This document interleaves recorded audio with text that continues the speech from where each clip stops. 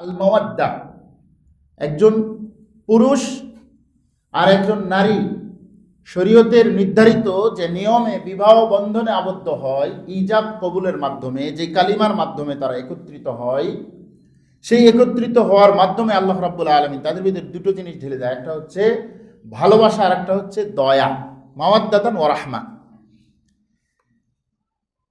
এই ভালোবাসা, এই মহাব্বত, এই দয়া থাকার কারণে আপনারা দেখেন যে একটা পুরুষ সে মাথার ঘাম পায়ে ফেলে সারা দিন পরিশ্রম করে যাচ্ছে, কেউ তার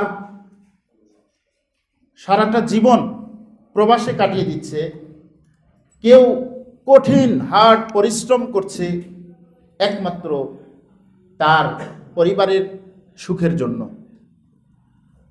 সেটা কেন? কারণ আল্লাহ রাব্বুল আলামিন তার ভিতরে এমন একটা দায়িত্ববোধ সৃষ্টি করে দিয়েছেন, এমন একটা মহাব্বত সৃষ্টি করে দিয়েছেন যে একজন স্বামী তার স্ত্রীকে ভালো রাখার জন্য, তার পরিবারকে ভালো রাখার জন্য একজন পুরুষ কত প্রচেষ্টাই না করে যাচ্ছে,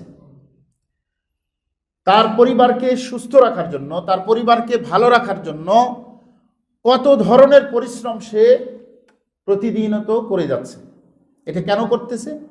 আল্লাহ রাব্বুল আলামিন এই বন্ধনের মাঝে এমন একটা দায়িত্ববোধ তার ভিতরে সৃষ্টি করে দিয়েছেন, যার ফলে সে এটা করে যাচ্ছেন। আমরা যদি এই বিষয়ের আগে বলতে চাই যে এই মানব সৃষ্টির ধরন কয়ভাবে আল্লাহ রাব্বুল আলামিন এই মানব জাতিকে সৃষ্টি করেছেন,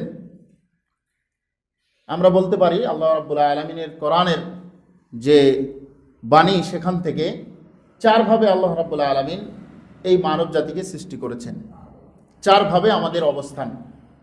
একটা হলো সরাসরি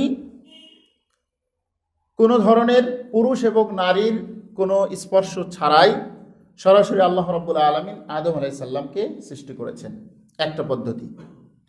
আরেকটি পদ্ধতি, সেটি হচ্ছে আদম আলাইহিস সালাম অর্থাৎ পুরুষের সহযোগিতায় নারীকে সৃষ্টি করা হয়েছে, যেটা আল্লাহ রাব্বুল আলামিন এই আয়াতের ভিতরে বলেছেন যে আন খালাকা লাকুম মিন আনফুসিকুম আজওয়াজা, অর্থাৎ আদম আলাইহিস সালাম থেকে হাওয়া আলাইহিস সালাম থেকে তৈরি করেছেন। তাহলে 2 নম্বর পদ্ধতি পাওয়া গেল যে পুরুষ থেকে সরাসরি আদম আলাইহিস সালাম থেকে হাওয়া আলাইহিস সালামকে আল্লাহ রাব্বুল আলামিন সৃষ্টি করেছেন। এই ইতিহাস আপনারা জানেন যে কেন হাওয়াকে সৃষ্টি করলেন, যেখানে আল্লাহ বলছেন লিতাসকুনু ইলাইহা, যাতে করে তোমরা তাদের ভিতরে প্রশান্তি পাও। তৃতীয় আরেকটি পদ্ধতি, সেটি হচ্ছে কোনো ধরনের পুরুষের স্পর্শ ছাড়াই সরাসরি নারী থেকে আল্লাহ রাব্বুল আলামিন সৃষ্টি করেছেন একজন ব্যক্তিকে, একজন নবীকে, ঈসা আলাইহিস সালাতু ওয়াস সালামকে সরাসরি মারিয়াম আলাইহিস সালাম এর মাধ্যমে আল্লাহ রাব্বুল আলামিন সৃষ্টি করেন, যেখানে পুরুষের কোনো স্পর্শ নাই। তৃতীয় পদ্ধতি। চতুর্থ পদ্ধতি হচ্ছে, যেই পদ্ধতির ব্যাপারে আল্লাহ রাব্বুল আলামিন কোরআনে সূরা বাকারার ভিতরে বলেছেন, সেই পদ্ধতিটা হচ্ছে স্বামী এবং স্ত্রী, অর্থাৎ পিতা এবং মাতার মাধ্যমে আল্লাহ রাব্বুল আলামিন পৃথিবীতে মানুষের বসবাস, মানুষের জন্ম তৈরি করেছেন, যার মাধ্যমে আজকে আমরা এই পৃথিবীতে অবস্থান করছি। পিতামাতা এই উভয়ের মাধ্যমে আল্লাহ রাব্বুল আলামিন আমাদেরকে সৃষ্টি করেছেন। 4টা পদ্ধতির আমরা হচ্ছে এই 4 নম্বর পদ্ধতিতে আমরা আজকে কিয়ামত শুরু থেকে নিয়ে কিয়ামত পর্যন্ত এই ধারায় মানুষের জন্ম হওয়া। আল্লাহ রাব্বুল আলামিন বলছেন ইয়া আইয়ুহান নাসু তাকু রাব্বাকুমুল্লাযী খালাকাকুম মিন নাফসিন ওয়াহিদা।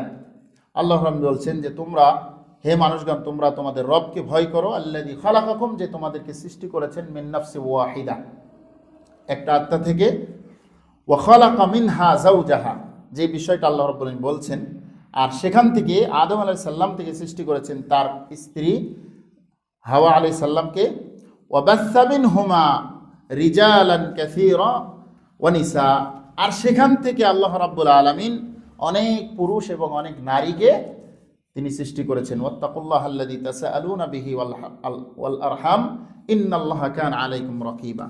এরপরে বলছেন যে তোমরা যার মাধ্যমে আল্লাহর কাছে তোমরা প্রার্থনা করো এবং যে রেহেমের মাধ্যমে তোমরা আল্লাহর কাছে চাও, সেই রবকে তোমরা ভয় করো।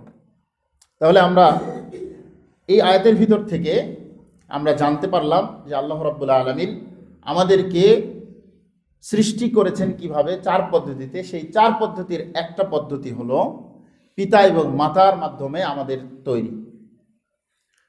এই আলোচনাটা নিয়ে আসার কারণ হলো যে আমরা সুখী পরিবার গঠন করতে গেলে, সুখী পরিবার তৈরি করতে গেলে প্রথম উপকরণ, একটা সুখী পরিবারের প্রথম উপকরণ হলো স্বামী এবং স্ত্রী। আমরা শুধু প্রথম উপকরণে নয়, আমরা যদি একটি সুখী পরিবার চিন্তা করতে চাই, আমরা যদি একটি সুখী পরিবার তৈরি করতে চাই, তাহলে তার প্রথম ভিত্তি হবে এই স্বামী এবং স্ত্রী।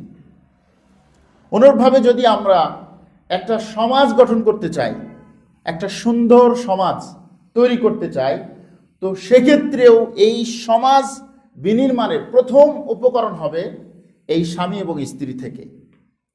কারণ একটা স্বামী স্ত্রীর সুসম্পর্ক, স্বামী স্ত্রীর মানে তৈরি হওয়া, তারা যদি প্রকৃতপক্ষে সুখী হতে পারে, তারা যদি প্রকৃত সুখের সন্ধান যদি তারা পেয়ে যেতে পারে, তাহলে তাদের মাধ্যমেই যেই জাতি তৈরি হবে, যেই প্রজন্ম তৈরি হবে, সেই প্রজন্ম প্রকৃত সুখের সন্ধান খুঁজে পাবে। তাহলে আমরা বলতে পারি যে স্বামী স্ত্রীর যেই পন্থা, পিতা এবং মাতার মাধ্যমে আল্লাহ রাব্বুল আলামিন যে বিবাহের পদ্ধতিতে পিতা এবং মাতার মাধ্যমে যে জাতি তৈরির একটা মাধ্যম তৈরি করে দিয়েছেন, এই মাধ্যম তৈরি করার একটা উদ্দেশ্যই হলো উম্মতের আধিক্য, উম্মতের আধিক্য বাড়ানো। আল্লাহ রাসূল সাল্লাল্লাহু আলাইহি ওয়াসাল্লাম বলছেন যে তোমরা বিবাহ করে এমন মহিলাকে যে মহিলা বেশি বেশি সন্তান প্রদান করে। তাহলে সেই মহিলাকে বিবাহ করতে বলেছেন কেন? বলছেন আমি হচ্ছে এই উম্মতের আধিক্যর বিষয়ে আমি কি করব, আমি গর্ব করব তোমাদের আধিক্য নিয়ে। আর তোমরা যদি এই বেশি সন্তান প্রদানকারী মহিলাকে বিবাহ করো, তাহলে উম্মত বৃদ্ধি হবে, আমার গর্ব হবে অন্যান্য জাতির কাছে। তাহলে ইসলামের নির্দেশনা হলো যে এই আল্লাহ রাব্বুল আলামিনের যে মানুষ সৃষ্টির 4র্থ পদ্ধতি, যেটা পিতা এবং মাতার মাধ্যমে, এই পদ্ধতির একটা উদ্দেশ্যই হলো যেন সংখ্যা বৃদ্ধি হয়। আমরা জানি যে অনেক দেশ একটা সময় তারা এই স্বামী স্ত্রী বা পারিবারিক জীবনকে ধ্বংস করার জন্য তাদের কিছু পরিবার নীতি তৈরি করেছেন, যেই পরিবার নীতির কারণে সেখানে সন্তান, একটা সন্তানের বেশি নেওয়া যায় না। কারণ তারা সুখের সংজ্ঞা বুঝেছে যে দুনিয়াতে শুধু টাকা পয়সা আর অর্থ সম্পদ থাকলেই কেবল সুখ হয়।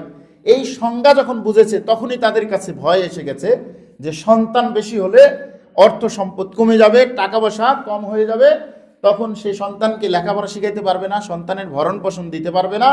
যার ফলে সে নীতি তৈরি করেছে কি, যে একটা সন্তানের বেশি নেওয়া যাবে না। এমন অনেক রাষ্ট্র এ ধরনের নিয়ম থেকে বেরিয়ে এসেছে। আমরা যেমন চীনের কথা বলি, এরকম রাশিয়ার কথা বলি, অনেক যারা একসময় দীর্ঘ সময় এই নীতি অবলম্বন করার কারণে এখন তারা জনগণ শূন্য অনুভব করতেছে, যার কারণে তারা আবার নতুন করে ভাতা নির্ধারণ করছে, যারা সন্তান নিবে তাদের জন্য ভাতা দিবে, ভাতা দিয়ে তারা সন্তান নেওয়ার জন্য উদ্বুদ্ধ করছে। কিন্তু পারিবারিক জীবন তো তারা নষ্ট করে দিয়েছে। অনেক উন্নত রাষ্ট্র হিসেবে আমরা যাদেরকে জানি, তাদের প্রশান্তি নাই, তারা কোনো সুখে শান্তিতে নাই, কারণ তারা পারিবারিক এই যে আল্লাহ রাব্বুল আলামিনের যে একটা নিয়ামত, আল্লাহ বলছেন যেটা হচ্ছে আল্লাহ রাব্বুল আলামিনের একটা নিদর্শন, যে আমি যে তোমাদের যে স্বামী স্ত্রীর যে একটা পরিবার নীতি তৈরি করে দিলাম, যে পরিবার নীতি আমি তোমাদের কি দিলাম, এই পরিবার নীতি আল্লাহ রাব্বুল আলামিনের পক্ষ থেকে একটি নিয়ামত। এই নিয়ামতকে যদি ধ্বংস করে দেওয়া হয়, তাহলে পৃথিবী অচল হয়ে যাবে। আর এমন উন্নত রাষ্ট্রগুলোর সংবাদ আমরা পাই যে তারা আজকে প্রশান্তি নয়, অশান্তিতে ভুগছেন, যে পরিবার নীতি নাই, সেখানে পরিবার পারিবারিক স্বামী স্ত্রী এই সিস্টেমই নাই। কারণ এটা হবে কি করে? তারা তো সেখানে জেনার রাজ্য কায়েম করে রেখেছে। যেখানে জেনার রাজ্য কায়েম রয়েছে, যেখানে ওপেন জেনা ব্যভিচার যেখানে বৈধ, সেখানে কিভাবে এই সুষ্ঠু সুন্দর পরিবার নীতি থাকতে পারে?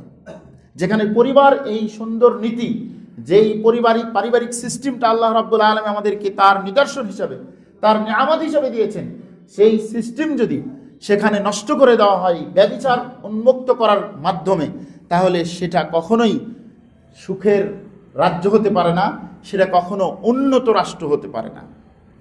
আমরা এমন অসংখ্য খবর আমরা দেখতে পাই। তো আমরা বলতে পারি যে পরিবার সুখী হওয়ার জন্য বা সুখী পরিবার গঠন করার জন্য প্রথম যেই বিষয়টি আমরা বলেছি যে স্বামী এবং স্ত্রী, যেখানে ইসলাম অত্যন্ত গুরুত্ব দিয়েছেন যে যেহেতু একটা পরিবারের মূল ভিত্তি, পরিবার বলতে যেটা বুঝি যেখানে স্বামী স্ত্রী পিতা মাতা সন্তান সন্ততি এই উভয়ের যেখানে একত্রে বসবাস, সেটাকে বলা হয় পরিবার।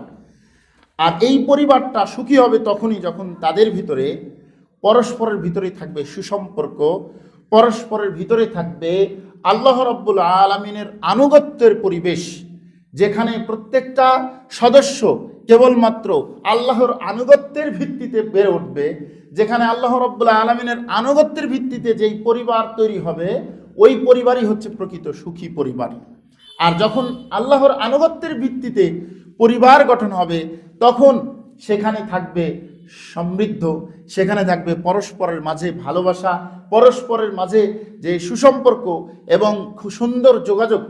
স্বামী যেমন তার স্ত্রীর খোঁজখবর রাখবেন, স্বামী যেমন তার সন্তানদের খোঁজখবর রাখবেন, যেমন তাদের যেমন আর্থিকভাবে তাদের যেমন অর্থনৈতিক যোগান দিবেন একজন স্বামী, যেমন ভরণ পোষণের বিষয়গুলো যেমন স্বামী দায়িত্ব নেবেন, তেমনইভাবে তাদের চরিত্র, তাদের আখলাক, তাদের সুন্দর আচরণবিধির দায়িত্ব নেবেন একজন স্বামী। যেখানে আল্লাহ রাব্বুল আলামিন বলছেন আর রিজালু কাওয়ামুনা আলান নিসা, যে আল্লাহ রাব্বুল আলামিন নারীদের উপরে পুরুষদের কর্তৃত্ব দিয়েছেন।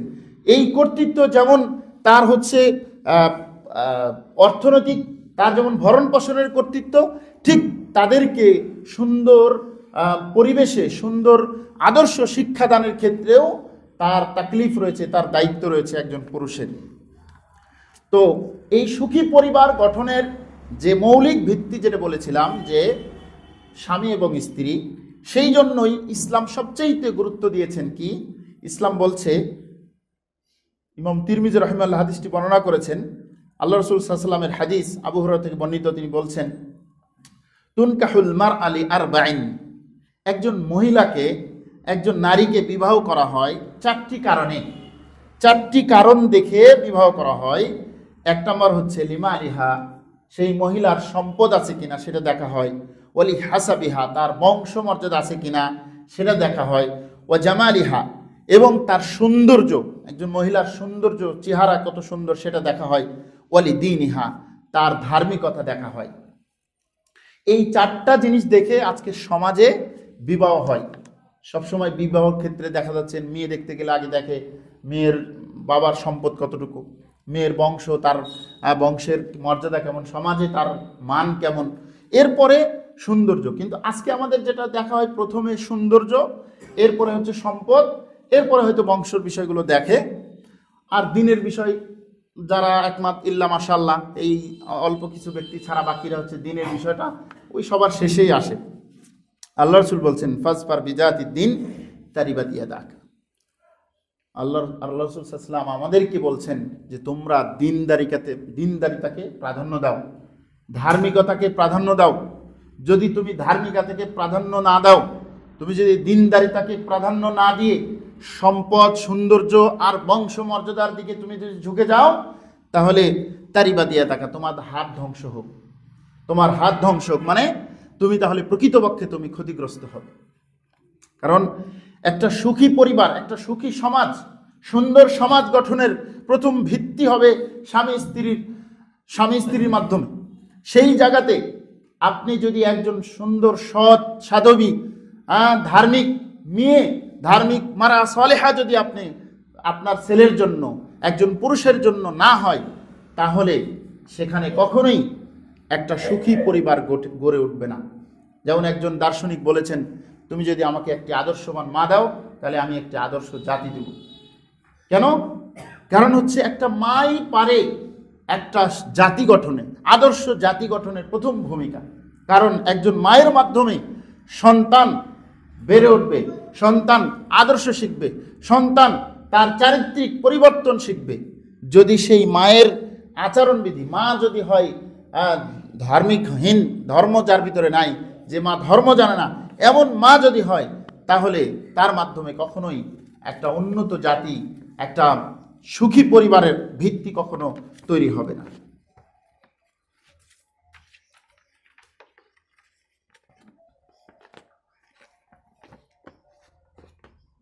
এরপরে এই সুখী পরিবার গঠন করার জন্য প্রথম উপকরণ হিসেবে আমরা বললাম যে একজন মারআ সালিহা, সৎ মহিলা, সৎ মেয়েকে বিবাহ করতে হবে তার ধার্মিকতা দেখে।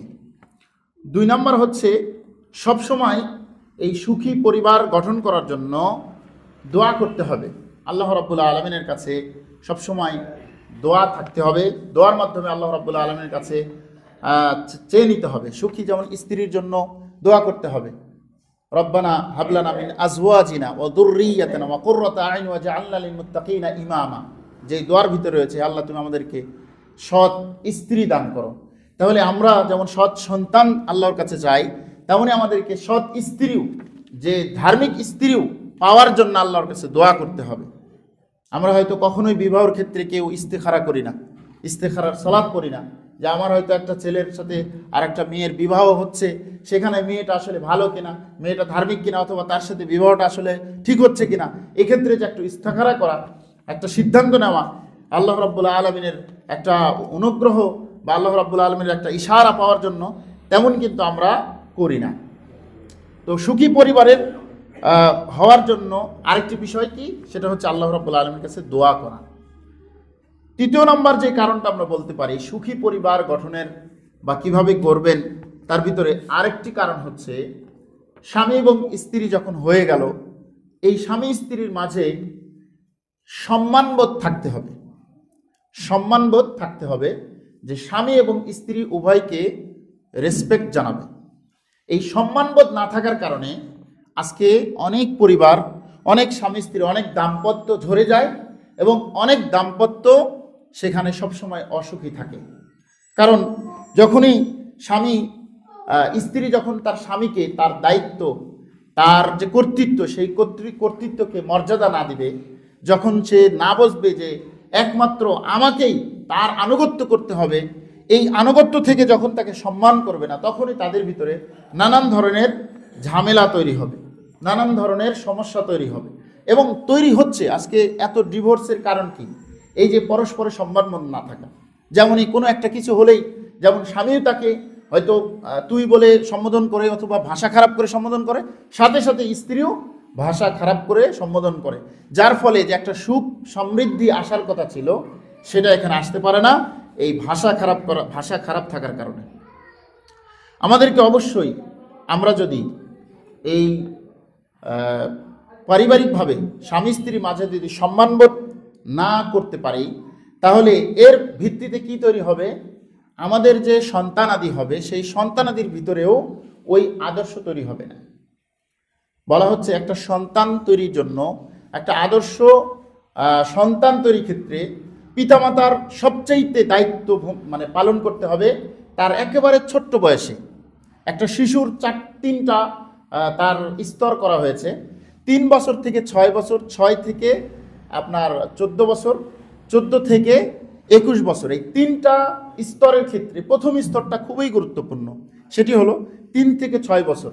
আমরা একটা শিশুর এই 3 থেকে 6 বছরের এই অবস্থানটা জানি। এখানে শিশুরা প্রচুর পরিমাণে অনুকরণ প্রিয়, তার খুব পছন্দ হয় যে সে আরেকজনের অনুকরণ করতে, অর্থাৎ তার বাবা কিভাবে কথা বলছে, তার মা কিভাবে খাচ্ছে, সে কিভাবে আরেকজন, তার বিশেষ করে তার বাবা মাকে সে ফলো করবে। এই সময় অন্য কাউকে ফলো করে না, কারণ অন্য কারোর কাছে যেতে সে ভয় পায়। আর সে জানে আমাকে সবচেয়ে বেশি ভালোবাসে আমার বাবা এবং মা, এই জন্য সে তার বাবা এবং মাকে খুবই পছন্দ করে। আর সেই জন্য তাদের সে অনুকরণ করে। আর এই সময় যদি স্বামী স্ত্রীর সুসম্পর্কটা যদি এমন হয় যে তারা হয়তো গালিগালাজ করছে, তারা ভাষা খারাপ করছে, তারা পরস্পরে ঝগড়াঝাটি করছে, তারা তাদেরকে সুন্দর মিথ্যা কথার সাথে জড়িত, তারা অবৈধ কাজে জড়িত, এই কাজগুলো কিন্তু ওই শিশু বাচ্চা ওই সুন্দর ওই মানে সুন্দর যে যার হৃদয়, এই সময় থেকেই কিন্তু সে এই পরিবেশটা তাদের কাছ থেকে নিয়ে নেয়। এই জন্য স্বামী স্ত্রী যদি সত্যিকার অর্থে আদর্শবান হয়, একজন স্বামী এবং একজন স্ত্রী, তাহলে তার সন্তানও আদর্শবান হবে। তারা যদি ওই সময়ে তাদেরকে সত্যিকারের অর্থে যদি আদর্শ শিক্ষা দিতে পারে, সুন্দর চরিত্র শিক্ষা দিতে পারে, সুন্দর বৈশিষ্ট্য তাকে শিক্ষা দিতে পারে কথায়, কাজে, ব্যবহারে, তাহলে এই সন্তান এই সময়ে যেটা শিখলো, অর্থাৎ 3 থেকে 6 বছরের বাচ্চা তার বাবা মার কাছ থেকে যে ইশারা, যে ইঙ্গিত, যেই কথাবার্তা শিখতে পারবে, সেই ধারার ভিত্তিতেই তার 6 থেকে নিয়ে 7 বছর 14 বছরের তার চলমান থাকবে। মানে আপনি ওই সময় তাকে কি আদর্শ শিক্ষা দিয়েছেন তার প্রতিফল পাবেন আপনি 6 থেকে নিয়ে 7 বছর। কিন্তু ওইখানে যদি আপনি ভুল করেন, তাহলে তার মাসুল দিতে হবে আপনাকে এখানে। এখানে আপনার কথা শুনবে না, এখানে আপনাকে মানে সে সম্মান করবে না, আপনার কথায় গুরুত্ব দিবে না। আপনি মানে এক কথায় আজকে আমরা যে সন্তান প্রতিপালনে কতটা প্রতিবন্ধকতা প্রত্যেকে অনুভব করি, সেটা আমরা যারা যে সন্তান আছে তারা বুঝতে পারি। এবং সন্তানের যখনই একটু মানে একটু যখন তার খায়েশ তৈরি হয়, যখন একটু প্রবৃত্তি তৈরি হয়, তখনই সন্তান দেখা যাচ্ছে আজকে মোবাইল পাগল, আজকে তারা তারা তাদের মতো করে অন্যদেরকে বন্ধু হিসেবে গ্রহণ করে নিয়েছে, আপনাকে বন্ধু হিসেবে গ্রহণ করে নেয়নি। কেন? স্বামী স্ত্রীর ভিতরে যে সুসম্পর্ক, স্বামী স্ত্রী যে পরস্পরে যে আল্লাহ এবং তার রাসূলের আনুগত্যের উপরে বেড়ে না ওঠার কারণে সন্তানও এমন দিনহীনতা, এমন ধার্মিকতার বাহিরে তারা বেড়ে উঠছে। এরপরে আসেন চতুর্থ বিষয় যেটা বলবো, সেটা হচ্ছে এই সুখী পরিবার গঠন করতে অবশ্যই পরিবারকে প্রচুর পরিমাণে সময় দিতে হবে, পরিবারের হক আদায় করতে হবে। একজন স্বামী তার পরিবারের প্রতি অনেক সময়ের প্রয়োজন, অনেক গুরুত্ব দেওয়ার প্রয়োজন, অনেক মানে হক আদায় করার প্রয়োজন। কিন্তু কি হচ্ছে, আজকে আমি চাকরি করি, আমি চাকরি করে সারাদিন চাকরি করে ডিউটি করে আমি আসতেছি বাড়িতে দীর্ঘ রাত করে, এসে দেখা যাচ্ছে নিজেই ক্লান্ত, এরপরে আমি হয়তো খাবার টাবার খেয়ে ঘুমিয়ে গেলাম। কিন্তু আমার সন্তান আছে, তাদের হক রয়েছে, আমার স্ত্রী রয়েছে, তাদের হক রয়েছে, কিন্তু সেই হকগুলো আমরা আদায় করতে পারছি না। অনুরূপভাবে যারা ব্যবসা বাণিজ্য করছি, তারা ব্যবসা নিয়ে পড়ে আছি। ব্যবসা যে আমার এত গুরুত্বপূর্ণ যে আমার স্ত্রী যদি ফোন দেয় তাহলে তার সাথে কথা বলার, মিষ্টি ভাষায় কথা বলার আমার সুযোগ থাকে না, বরং আমার রাগ হয়। আমার সন্তানরা যদি আমার সাথে কথা বলতে আসে, আমার যদি কাছে কোনো প্রয়োজন জানায়, তখন আমাদের রাগ হয়ে যায়। কারণ আমি তো আমার সবচেয়ে ইম্পর্টেন্ট হচ্ছে সুখের জন্য আমি নির্ধারণ করে নিয়েছি হচ্ছে অর্থ সম্পদ, টাকা পয়সা, যার কারণে আমি আমার সন্তানের কথার গুরুত্ব নাই, আমার স্ত্রীর কথারও গুরুত্ব নাই। আমার সবচেয়ে গুরুত্বপূর্ণ পয়েন্ট কি, আমাকে ব্যবসা বাণিজ্যে অনেক টাকা ইনকাম করতে হবে। এই যে চিন্তাধারার কারণে আজকে আমরা আমাদের পারিবারিক জীবনটাকে খুব মানে কি বলবো যে এটা অশান্তির কারখানা তৈরি করে ফেলছি। তো যারা ব্যবসা বাণিজ্য করছেন তারা বিশেষ করে পরিবারকে সময় দিতে পারে না। বাড়িতে গেলেও ব্যবসার টেনশন, ব্যবসার যখন থাকতেছি তখনও ব্যবসার টেনশন, যখন আমি বাড়িতে যাচ্ছি তখনও আমার ব্যবসায়িক টেনশনে আমি আছি। তো এইভাবে আমাদের পরিবারটা নষ্ট হচ্ছে। এছাড়াও কিছু লোক রয়েছেন যাদের পরিবারের সাথে সময় দেওয়ার সময় আছে, কিন্তু তারা সেটা করবে না। না করে কোথায় থাকবে? তারা চায়ের টলে থাকবে, নয় কোনো দোকানে আড্ডা দিবে, না হয় মানে অন্যভাবেই থাকবে। অর্থাৎ দেখা যাচ্ছে যে বিশেষ করে গ্রাম অঞ্চলের অনেক ভাইয়েরা তাদের সময়কে অপচয় করেন চায়ের স্টলে, বিভিন্ন আড্ডাখানায়, যেখানে বসে সে অযথা গীবত করছে, অথবা সেখানে বিভিন্ন রাজনৈতিক দল নিয়ে আলোচনা করছে, যেখানে সামান্যতম কোনো ফায়দা নাই। তার সমালোচনায় না দেশ পরিবর্তন হচ্ছে, না সে পরিবর্তন হচ্ছে, না কোনো কিছু হচ্ছে, কিন্তু সে সময় নষ্ট করবে। কিন্তু উচিত ছিল ওই সময়টা তার সন্তানের সাথে একটু খেলাধুলা করা, ওই সময়টা তার সন্তানের পাশে থাকা, ওই সময়টা তার স্ত্রীর কাজে একটু হেল্প করা, এগুলো ছিল কাজ। কিন্তু আজকে আমরা সারাদিন হয়তো সকাল থেকে কাজ করলাম, এরপরে আমাদের একটু ফ্রেশের জন্য, আমাদের মনটা ভালো করার জন্য আমরা চলে যাচ্ছি আড্ডাখানা, চায়ের টলে, চায়ের দোকানে, যে সেখানে দীর্ঘ সময় 8টা-9টা পর্যন্ত থেকে এরপরে বাড়িতে যে খাবার খেয়ে ঘুমিয়ে যাচ্ছে। তাহলে আমার পারিবারিক দায়িত্ব কোথায়? দেখেন, আল্লাহ রাসূল সাল্লাল্লাহু আলাইহি সাল্লামের আদর্শ যদি আমাদের ভিতরে না থাকে, তাহলে আমরা কখনোই আমরা সুখী পরিবার গঠন করতে পারবো না। আমাদের নবী মুহাম্মদ সাল্লাল্লাহু আলাইহি সাল্লামের আদর্শ আমাদেরকে ধরতে হবে, যেখানে আল্লাহ রাব্বুল আলামিন বলছেন লাকাদ কানা লাকুম ফি রাসূলিল্লাহি উসওয়াতুন হাসানাহ, তোমাদের জন্য তোমাদের নবীর ভিতরে রয়েছে উত্তম আদর্শ। আল্লাহ নবী সাল্লাল্লাহু আলাইহি সাল্লাম সালমান ফারসি এবং আবু দারদার ভিতরে একটা ভ্রাতৃত্ব বন্ধন তৈরি করে দেয়। তো ভ্রাতৃত্ব বন্ধন যখন তৈরি করে দেয়, ঘটনাটা ছিল পর্দা বা হিজাবের, এই যে পর্দার বিধান অবতীর্ণর আগে। সালমান ফারসি আবু দারদার বাড়িতে যখন গেছে, তখন দেখছে যে আবু দারদার স্ত্রী একটু ভিন্ন কাজের পোশাকে রয়েছে, কাজের পোশাক পরে রয়েছে। তখন সালমান ফারসি তখন তাকে বলছে যে কি ব্যাপার তুমি, সালমান ফারসি আবু দারদার স্ত্রী কি বলছে, কি ব্যাপার তুমি হচ্ছে আপনি এই ধরনের পোশাক পরে আছেন কেন? তখন আবু দারদার স্ত্রী একটা অভিযোগের সুরেই বলছে যে আবু দারদা আমার কাছে সময় দেওয়ার সময় নেই, সে তার ইবাদত বন্দিগি নিয়ে ব্যস্ত থাকে। তখন সালমান ফারসি দেখলো যখন আবু দারদা আসলো, তখন তার কাছে খাবার নিয়ে যে দিল। খাবার নিয়ে যাওয়ার পরে আবু দারদা যখন খাবার নিয়ে যে দিছে, বলছে যে তুমি খাও, আমি হচ্ছে সিয়াম রেখেছি। তখন সালমান ফারসি বলছে না, তুমি আমার সাথে আজকে খাইবা, আমার সাথে খেতে হবে। সালমান ফারসির উদ্দেশ্য হলো সে যে তার পারিবারিক হককে আদায় না করে সে ইবাদত বন্দিগিতে এত মগ্ন হয়ে গেছে, সেটাকে ফিরিয়ে নিয়ে আসা। অর্থাৎ এখানে ফরজ সিয়াম ছিল না, নফল সিয়াম ছিল। নফল সিয়াম ভেঙে ফেলাও একটা সুন্নাহ। তো আবু দারদাকে সালমান ফারসি বুঝানোর জন্য হচ্ছে তুমি আমার সাথে খেতে হবে। তারপরে সে বাধ্য হয়ে তার সাথে খেয়েছে। এরপরে যখন রাত চলে আসছে, তখন সালমান ফারসি বলছে যে সে ঘুমিয়ে যাবে, কিন্তু আবু দারদা ঘুমাবে না, সে ইবাদত বন্দিগিতে রাত কাটাবে, সালাত তাহাজ্জুদ করবে, এমন করবে। তো বলছে না, তুমি আমার সাথে ঘুমাবা। এরপরে যখন ঘুমাইছে, ওর সাথে ঘুমাইতে বাধ্য হয়েছে, এবার ঘুমাইছে। এরপরে যখন শেষ রাত হয়েছে, রাতের শেষ অংশে সালমান ফারসি উঠে বলছে উঠো, এখন সালাত পড়ো, এখন তাহাজ্জুদ পড়ো। সালমান ফারসি যখন আবু দারদাকে এই কথাগুলো বললেন, এরপরে বলছেন দেখো, তোমার উপরে, তোমার আত্মার উপরে তোমার হক রয়েছে। তোমার আত্মার উপরে হক কি? তোমার শারীরিক ক্ষুধা লাগলে তোমাকে খেতে হবে, এই খাবার তোমাকে দিতে হবে, এটা তোমার হক। তোমার শরীরে ঘুম লাগবে, তোমাকে ঘুম দিতে হবে, এটা তোমার হক। তোমার শরীরে বিশ্রাম লাগবে, তোমাকে বিশ্রাম দিতে হবে, এটা তোমার হক। তোমার শরীরের উপরে হক রয়েছে, তাহলে তোমার হক পূরণ করতে হবে। তোমার পরিবারের উপরে তোমার হক রয়েছে, সেই হক পূরণ করতে হবে। এইভাবে এই কথাগুলো যখন বললেন, তখন আবু দারদা রাসূলের কাছে যে বললেন যে সালমান ফারসি আমাকে এই কথা বলছেন। তখন আল্লাহ রাসূল বলেছেন সে সত্য বলেছে। তোমার উপরে যেমন তোমার হক রয়েছে, এটা যেমন তোমাকে দিতে হবে, আবার তোমার পরিবারের উপরে তোমার হক রয়েছে, সেটাও পূরণ করতে হবে। তাহলে কি আমার সন্তান একটু বাবার সাথে খেলতে চায়, আমার সন্তান একটু বাবার সাথে সময় কাটাতে চায়, তাহলে আমি যদি আমার সন্তানকে সময় না দিই, কে সময় দিবে? যখন আমি আমার সন্তানকে নিয়ে সময় দিচ্ছি না, আমি যখন ওই সময়টা আমি রাস্তাঘাটে দোকানপাটে ব্যয় করছি, তখন আমার সন্তান বন্ধু হিসেবে গ্রহণ করছে কাকে? অন্য কাউকে। হয় মোবাইলকে বন্ধু হিসেবে গ্রহণ করছে, অথবা অন্য কোনো ছেলেকে বন্ধু হিসেবে গ্রহণ করছে, যার ফলে সন্তান আদর্শিক গড়ে উঠছে না। তাহলে সুখী পরিবার এবং সুখী সমাজ কিভাবে গঠন হবে? যদি আমি স্বামী স্ত্রীর ভিতরে যদি এই যে হক, একজন আরেকজনের হক পূর্ণ না করা হয়, তাহলে যেমন এখানে সুখ থাকবে না, আর এখানে সুখ না থাকলে একটা সুখী পরিবার গঠন না হলে কখনো একটা সুখী সমাজ গঠন হবে না। আমরা এইভাবে আমাদের সমাজকে নষ্ট করে ফেলতেছি। এরপরে আসুন, পরিবারের স্বামী স্ত্রীর সম্পর্ক কেমন হবে? আল্লাহ রাসূল সাল্লাল্লাহু আলাইহি সাল্লাম হচ্ছে আমাদের সবচেয়ে বড় আদর্শ। তাকে যদি আমরা ফলো করতে পারি, তাহলে আমাদের জীবন সুখী হবে, আমাদের পরিবার সুখী হবে। আল্লাহ রাসূল সাল্লাল্লাহু আলাইহি সাল্লাম জিজ্ঞাসা করতেন যে রাসূল সাল্লাল্লাহু আলাইহি সাল্লামের কাজ কি ছিল, বা তিনি কোনো কিছু করতেন কিনা। যেমন তার ব্যাপারে বলা হয়েছে তিনি নিজের কাপড় নিজে সেলাই করে নিতেন, তিনি তার স্ত্রীদের সাথে রান্না বাড়ায় হেল্প করতেন,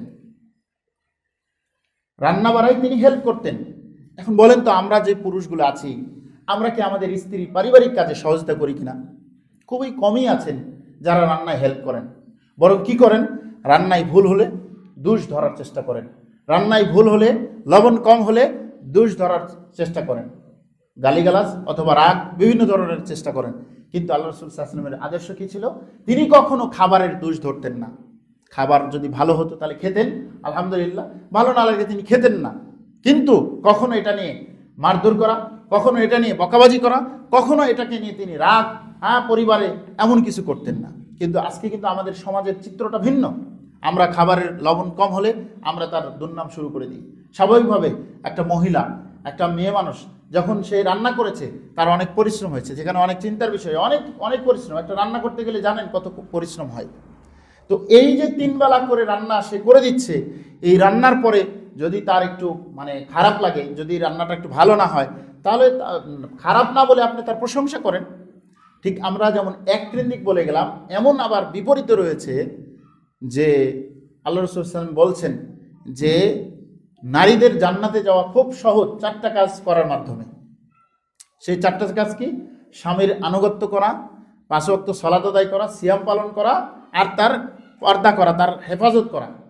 সাথে সাথে এটাও বলেছেন যে সবচাইতে অকৃতজ্ঞ ব্যক্তি হচ্ছে একজন মহিলা তার স্বামীর ক্ষেত্রে।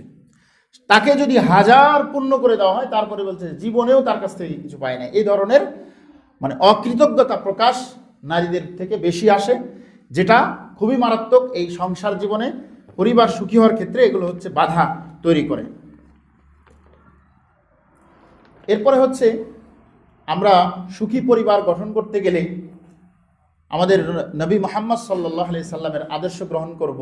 যেভাবে আল্লাহ রাসূল সাল্লাল্লাহু আলাইহি সাল্লাম কোনো স্ত্রীকে নিয়ে কোনো একটা যুদ্ধে তিনি যখন যাচ্ছিলেন, সফরে যাচ্ছিলেন, তো তখন তার স্ত্রী আয়েশা রাদিয়াল্লাহু আনহা উটের পিঠে উঠতে পারছেন না, উটের পিঠে উঠতে পারছিলেন না। তখন আল্লাহ রাসূল সাল্লাল্লাহু আলাইহি সাল্লাম নিজেই তাকে উঠানোর জন্য তিনি কি হয়ে গেলেন? সিঁড়ি হয়ে গেলেন। বিশ্বনবী মুহাম্মদ রাসূলুল্লাহ, শ্রেষ্ঠ রসুল, যার উপরে কোরআন অবতীর্ণ হয়েছেন, যিনি সবার সর্বশেষে এসেও সর্বশ্রেষ্ঠ রসুল হলেন, এই রসুল তার স্ত্রীর জন্য তিনি নিজেই সিঁড়ি হয়ে স্ত্রীকে উটের পিঠে উঠিয়ে দিচ্ছেন।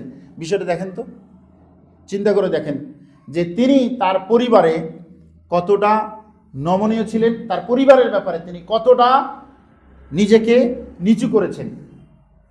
অনুরূপভাবে আল্লাহ রাসূল সাল্লাল্লাহু আলাইহি সাল্লামের হুদাইবিয়ার সন্ধির ঘটনা যদি চিন্তা করেন, যে সেখানে তিনি পরিবারকে, তার স্ত্রীকে কতটা সম্মান দিয়েছেন, কতটা তিনি গুরুত্ব দিয়েছেন। যেখানে হুদাইবিয়ার সন্ধিতে সকল সাহাবী কেরাম অসন্তোষ প্রকাশ করেছেন, যেখানে মুসলমানদের বিপক্ষে চুক্তি হচ্ছে, কাফের এবং মুসলমানদের চুক্তি হচ্ছে, যেখানে সেই চুক্তিগুলো অধিকাংশই ছিল মুসলমানদের বিপক্ষে। এরপরেও রাসূলুল্লাহ সাল্লাল্লাহু আলাইহি ওয়াসাল্লাম সেই চুক্তিতে স্বাক্ষর করেছেন। এই স্বাক্ষর করেছেন, আল্লাহ রাসূল করেছেন, এই জন্য সবাই মেনে নিয়েছেন। কিন্তু সবার ভিতরে একটা ক্ষোভ, সবার ভিতরে একটা রাগ কাজ করতেছিল যে আল্লাহ রাসূল সব আমাদের বিপক্ষে, তারপরে তিনি মেনে নিলেন। কিন্তু আল্লাহ রাব্বুল আলামিন কোরআনে কিন্তু এই চুক্তিকেই বলা হয়েছে ফাতহুম মুবিন, এটাই স্পষ্ট বিজয়, যার ফলে কয়েক বছর পরেই মক্কা বিজয় সম্ভব হয়েছে। তো এই সময় যখন চুক্তি হয়ে গেছে, এরপরে সবাই মন মারা হয়ে সবাই যেন তাদের নিজ নিজ জায়গায় বসে আছেন।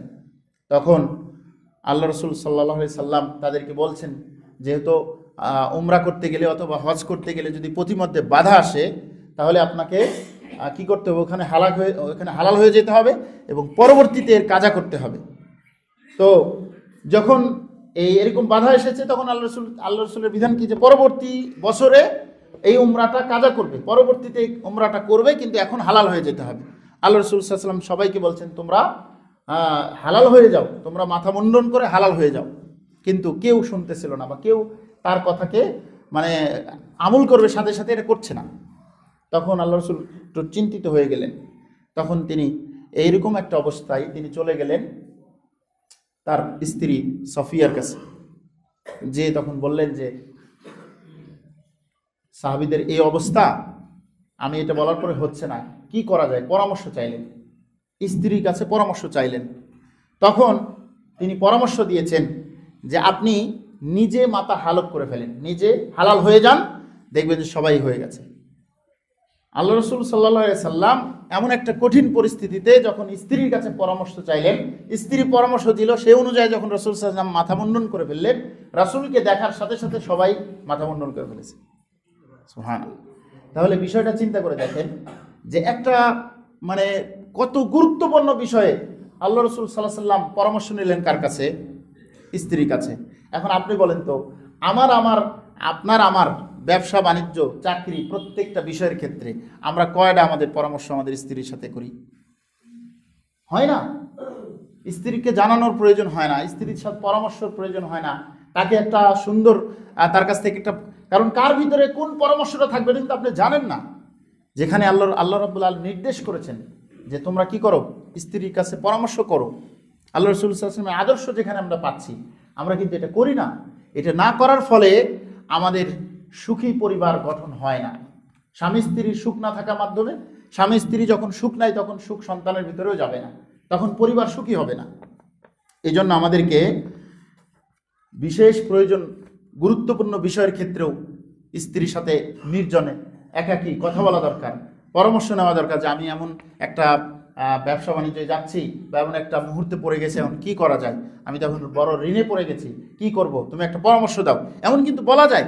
এই পরামর্শটা চাইলে দেখবেন তার ভিতরে আপনার প্রতি একটা যে মহব্বত, একটা যে ভালোবাসা, একটা যে আনুগত্য বেড়ে যাবে। তখন আনুগত্য স্বামী স্ত্রীর মাঝে সবচেয়ে বড় যেই মানে যেটার ভিতরে স্বামী স্ত্রী টিকে থাকবে সেটা হচ্ছে আনুগত্য। যদি স্বামী স্ত্রীর মাঝে আনুগত্য না থাকে, স্ত্রী যদি স্বামীর আনুগত্যে না চলে, তাহলে সেটা পরিবার না। কারণ যদি এমন হয় যে স্বামী স্ত্রী আনুগত্য করতে হয়, তাহলে এটা পুরান আল্লাহর আয়াতের পুরোটা বিপরীত। আর রিজালু কাওয়ামুন আলান নিসা, নারীদের উপরে পুরুষের কর্তৃত্ব দিয়েছেন, নারীর উপরে পুরুষের কর্তৃত্ব আল্লাহ দান করেছেন। সেটা যদি আপনি উল্টিয়ে দেন যে আপনাকেই তার হুকুমে চলতে হয়, তাহলে সেখানে আপনি সুন্দর পরিবার, আদর্শ পরিবার গঠন করতে পারবেন না। এরপরে স্বামী স্ত্রীর মাঝে গীবত, স্বামী স্ত্রীর যে গোপনীয় যে বিষয়গুলো, সেগুলো কখনোই কারো কাছে বলা যাবে না। আল্লাহ রসুল সাল্লাল্লাহু আলাইহি ওয়াসাল্লামের একটি হাদিস যে ইন্না মিন আশাররিন নাসি ইনদাল্লাহি মানজিলাতান ইয়াউমাল কিয়ামা, যে কিয়ামতের মাঠে সবচাইতে নিকৃষ্ট মানুষদের ভিতরে তারা, যে স্বামী এবং স্ত্রী তাদের গোপনীয় বিষয়, তাদের ভিতরকার বিষয় আরেকজনের কাছে প্রচার করে, আরেকজনের কাছে আলোচনা করে। এই জন্য স্বামী স্ত্রীর মাঝের যে সম্পর্কটা, এই সম্পর্কটা কেবলমাত্র তাদের মাঝেই বিদ্যমান থাকবে। এই কথা, এই আলোচনা, এই কর্মকাজ, এগুলো কারোর সাথে কখনোই প্রচার করা যাবে না। এই জন্য এই ব্যাপারে কঠিন শাস্তির কথা বলেছে। নিকৃষ্ট মানুষদের একজন, আল্লাহর কাছে সবচাইতে নিকৃষ্ট স্তরের ব্যক্তি হবে তারা, যে স্বামী, যে স্ত্রী তার কথাগুলোকে আরেকজনের কাছে বলে বেড়ায়। তো আমরা সুখী পরিবার গঠনের কিছু নীতি, কিছু কথা বললাম।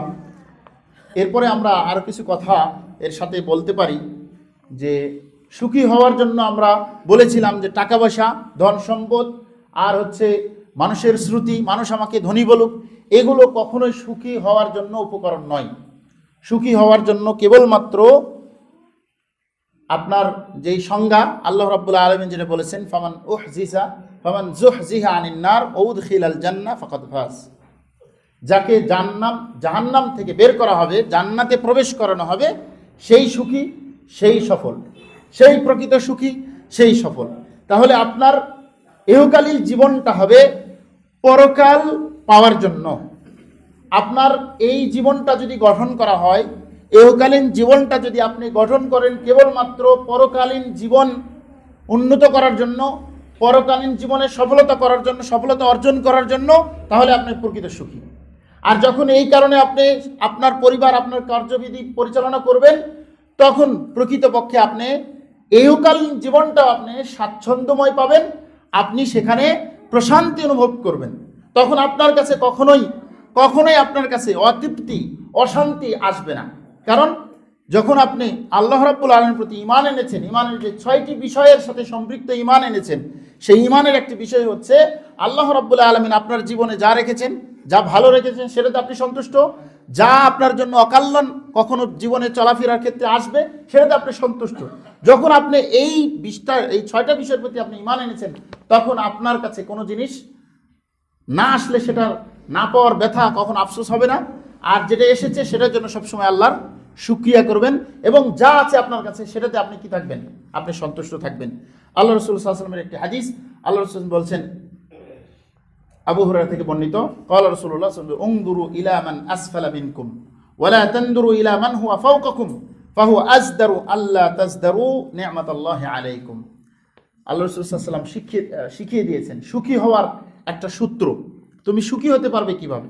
সুখী হতে গেলে কি বলছেন? যে তোমরা দেখো তোমাদের চেয়ে নিম্নে কারা আছে তাদের দিকে তুমি লক্ষ্য করো, তোমার চেয়ে নিচে কারা আছে অর্থনৈতিকভাবে, তোমার থেকে কারা নিচে তাদের দিকে খেয়াল করে তুমি তোমার যা আছে সেটাতে তুমি অনুভব করো, তাহলে তুমি সুখ পাবা। ওয়ালা তানদুরু ইলা মান হুয়া ফাওকাকুম, তোমার চেয়ে উপরে যারা আছে তাদের দিকে তুমি লক্ষ্য করো না। তাদের দিকে তুমি লক্ষ্য করলে তুমি তোমার অবস্থা, তোমার অস্তিত্ব তুমি খুঁজে পাবা না। তোমাকে শুধু কি মনে হবে? শুধু আফসোসই হবে, আর এটাতে তোমাকে কি করতে হবে? তুমি শুধু অশান্তি তোমাকে গ্রাস করবে। তাহলে আল্লাহ রাসূল সাল্লাল্লাহু আলাইহি ওয়াসাল্লামের এই হাদিসের ভিতরে একটা সূত্র হচ্ছে সুখী হওয়ার জন্য, সেটি হচ্ছে অল্পতে তুষ্টি হওয়া। আপনার কাছে আল্লাহ রাব্বুল আলামিন যে রিজিক দিয়েছেন, যে সম্পদ দিয়েছেন, যে অবস্থান দিয়েছেন, সেই অবস্থাতে আল্লাহর শুকরিয়া করা।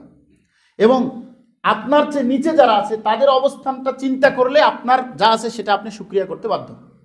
আর যদি আপনার আছে ধরেন একতলা বাড়ি, আপনি চিন্তা করছেন ও তো 10তলা বাড়ি করছে, ওর 10টা ঢাকা একটা বাড়ি, কুমিল্লা শহরে একটা বাড়ি, চাঁদপুর শহরে একটা বাড়ি, তাহলে আমারও এরকম একটা করতে হবে। এরকম যদি আপনি চিন্তা করতে থাকেন তাহলে আপনার সুখ পৃথিবীতে আর হবে না। আল্লাহ রাসূল সাল্লাল্লাহু আলাইহি ওয়াসাল্লাম বলেছেন যে বনি আদম যতক্ষণ পর্যন্ত কবরে না যাবে ততক্ষণ পর্যন্ত তার আশা, তার এই স্বপ্ন শেষ হবে না। আল্লাহ রাসূল সাল্লাল্লাহু আলাইহি ওয়াসাল্লাম এই কথাটা বোঝানোর জন্য তিনি সাহাবীদের সামনে একটা বৃত্ত এঁকেছেন। এইভাবে বৃত্ত এঁকে একটা দাগ বৃত্তের মাঝখান থেকে বৃত্তের বরাবর ঠেকিয়ে দিয়েছেন, আর একটা দাগ বৃত্ত পার করে দিয়েছেন, দিয়ে বলছেন এই যে বৃত্ত বরাবর যে মানুষের এই বৃত্ত বরাবর যে দাগটা দিয়ে দিলাম, এটা হলো মানুষের হায়াত, এই পর্যন্ত সে বাঁচবে। কিন্তু এই বৃত্তের বাইরে যে দাগগুলো গিয়েছে সেগুলো বলছেন যেগুলো হচ্ছে মানুষের আশা, মানুষের স্বপ্ন, মানুষ তার জীবনের চেয়ে বেশি আশা করে থাকে, সেই হলো তার আশা। আমরা যদি এমন কিছু চিন্তা করি, অর্থাৎ অল্পে তুষ্টে যদি আমরা কখনো নিজেকে প্রশান্তি না নিয়ে আসি, তাহলে আমার জীবনে কখনো সুখ আসবে না। আমি কখনো পারিবারিকভাবে সুখী হতে পারবো না, সামাজিকভাবে সুখী হতে পারবো না, সবসময় শুধু অশান্তিতে ভুগতে হবে আমাদেরকে। তো এই জন্য বলবো যে আল্লাহ রাসূল সাল্লাল্লাহু আলাইহি ওয়াসাল্লামের যে হাদিস, যে তোমরা কি করো, তোমাদের নিচের ব্যক্তিদের দিকে খেয়াল করো আর উপরের ব্যক্তিদের খেয়াল করো না, এটা যেন আমাদের সব সময়ের জন্য, জীবনের যেন এটা যেন একটা সূত্র হয়, সুখী থাকার একটা সূত্র, এটা মনে রাখবেন। আর প্রকৃত সুখ কি? আল্লাহ রাব্বুল আলামিনের ওই আয়াতটা খেয়াল করবেন, ফামান যুহজিহা আনিন নার ওয়া উদখিলাল জান্নাহ ফাকাদ ফাজ। যাকে জাহান্নাম থেকে মুক্তি দেওয়া হবে, বের করা হবে, আর জান্নাত তাকে দেওয়া হবে, সেই প্রকৃত সুখ পাবে, সেই প্রকৃত সফল, সেই প্রকৃত সুখী। আর ওই সুখটাই আসল সুখ। দুনিয়ার যত সুখের কথা, যত সুখের গল্প, যত সুখের ছবি, যত সুখের মুভি আমরা দেখি, এগুলো সবই অস্থায়ী। কারণ আমি নিজেই অস্থায়ী, আমার নিজের কোনো স্থায়িত্ব নাই। আজকে আছি, কালকে মারা যাবো। তাহলে যেই সুখের কথা, যেই সুখের গল্পগুলো শুনি, এগুলো সবই স্থায়ী, এবং এগুলো হচ্ছে শুধু আমাদেরকে লোভ দেখানোর জন্য দুনিয়ার এই কার্যক্রম। সুতরাং এই সুখের পিছনে আমরা কখনোই দৌড়াবো না। কেবলমাত্র আমরা সেই সুখের পিছনে দৌড়াবো যেই সুখটা চিরস্থায়ী, যেই সুখটা আল্লাহ রাব্বুল আলামিন আমাদের জন্য প্রস্তুত করে রেখেছেন, উইদ্দাত লিল মুত্তাকিন। সেই সুখের জন্য আমরা আমাদের জীবন পরিচালনা করব। আমার এই কথাগুলো বলেই আজকের এই আলোচনা শেষ করছি। আকুলু কাউলি হাদা ওয়া আস্তাগফিরুল্লাহ লি ওয়া লাকুম ওয়া লিসাইরিল মুসলিমিন। বারাকাল্লাহু লাকুম ফিল কুরআনি ওয়া নাফা'নি।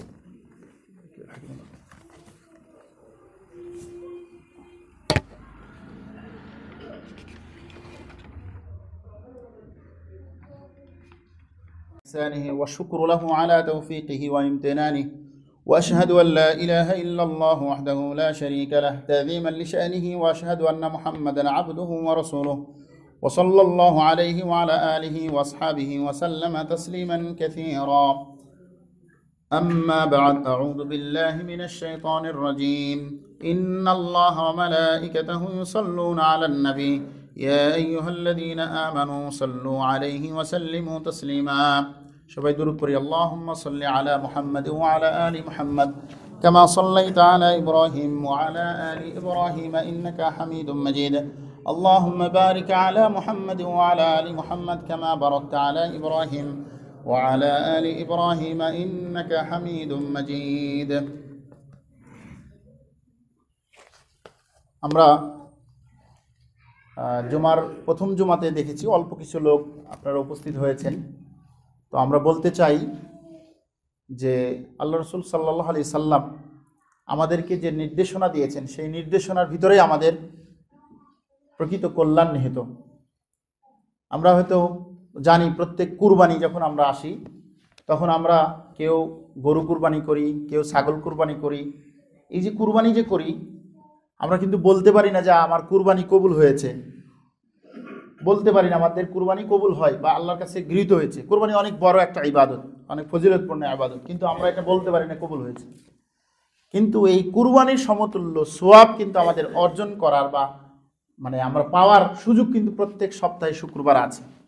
সেটি হচ্ছে কেউ যদি জুমার প্রথম খুতবাতে যখন ইমাম দাঁড়ায় তার আগে যদি আমরা উপস্থিত হতে পারি, তাহলে সেখানে যদি সর্বপ্রথম যে আসবে তার বলা হয়েছে সে উট কুরবানি দিলে যে সওয়াব হবে তার আমলনামায় আল্লাহ রাব্বুল আলামিন সেই সওয়াব লিখে দেবেন।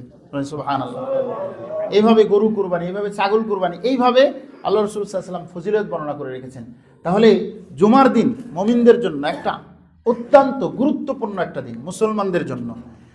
সুতরাং এই দিনে আপনার অন্য কর্মব্যস্ততা ফেলে কেবলমাত্র আল্লাহ রাব্বুল আলামিনের এই সালাতের জন্য, এই জুমার সালাতের জন্য আপনি প্রস্তুত থাকবেন এবং আজানের পূর্বে মসজিদে উপস্থিত হওয়ার চেষ্টা করুন। আপনার দুনিয়া কত ব্যস্ততা, এগুলো জীবনেই শেষ হবে না, এই ব্যস্ততা কোনোদিন শেষ হবে না।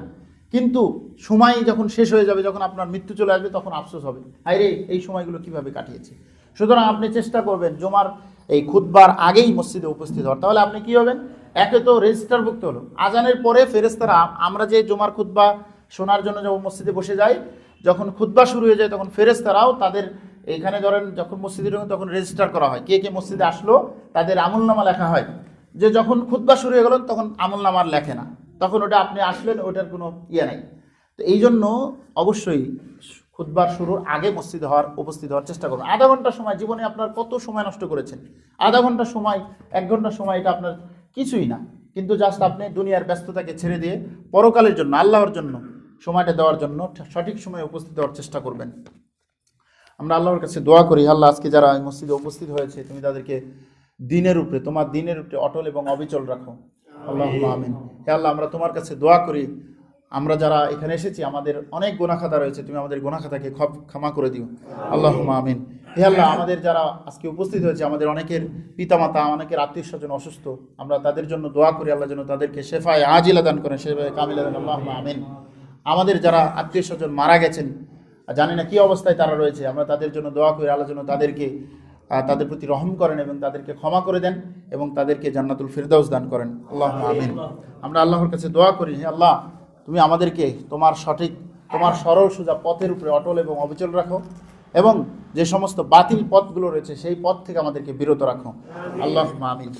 আল্লাহুম্মা আইজুল ইসলাম ওয়াল মুসলিমিন ওয়া আদিল্লা শিরক ওয়াল মুশরিকিন ওয়া দাম্মির আ'দা আদ-দ্বীন وانصر عبادك الموحدين اللهم اخذل اليهود وجميع الكفار والملحدين اللهم آمنا في أوطاننا وأصلح ولاة أمورنا اللهم وفقهم لما فيه عز دينك ونصر أمة الإسلام اللهم اغفر المسلمين والمسلمات والمؤمنين والمؤمنات وأصلح قلوبهم وأعمالهم يا حي يا قيوم اللهم ثبتنا على قولك الثابت في الحياة الدنيا وفي الآخرة اللهم ربنا آتنا في الدنيا حسنة وفي الآخرة حسنة وقنا عذاب النار ربنا لا تزغ قلوبنا بعد إذ هديتنا وهب لنا من لدنك رحمة إنك أنت الوهاب إن الله يأمر بالعدل والإحسان وإيتاء ذي القربى وينهى عن الفحشاء والمنكر والبغي يعظكم لعلكم تذكرون واذكروا الله العظيم يذكركم واشكروه على نعمه يزدكم ولذكر الله أكبر والله يعلم ما تصنعون قوموا للصلاة